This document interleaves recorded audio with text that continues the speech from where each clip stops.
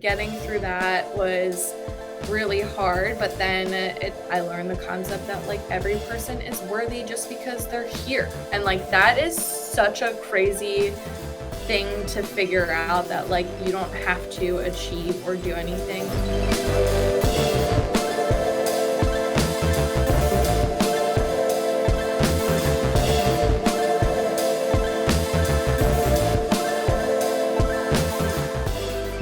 I am Helen. I go by Helen of Joy at the moment just because I bring a lot of joy with my photography company and it's my new branding.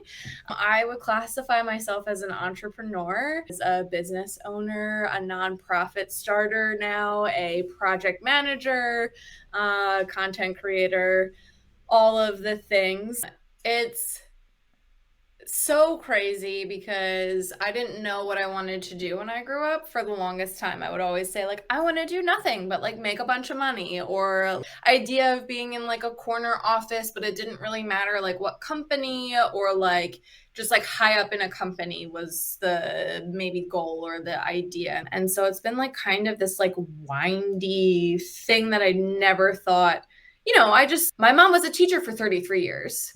My dad started at Pico at 18 and retired at 55 from Pico. Like, I've had more jobs at more different places doing so many different things than like our parents' generation did, and even the generation before them.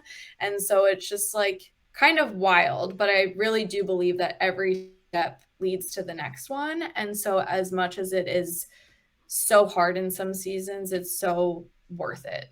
It's like I wouldn't trade it for the world. But there was a time where I swear it almost killed me. So it's just like you got to get through some of that. And there's so many people out here just like everybody else.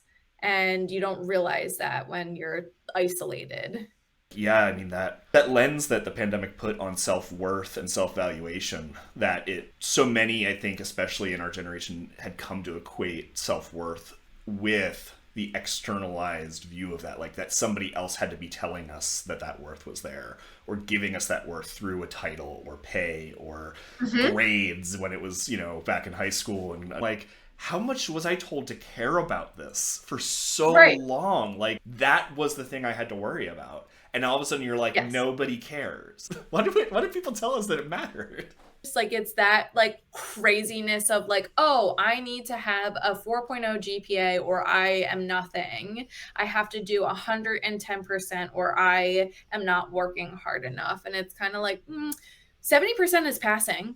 Like if you can get to 70, 75%, 80%, and like, for a recovering overachiever and people pleaser, I try to like hover at 80, 85, because I know that's other people's 100, 110. And like finding that place of discomfort where it's like I'm doing enough and it's okay. Are people really going to notice that extra 15%? Probably not.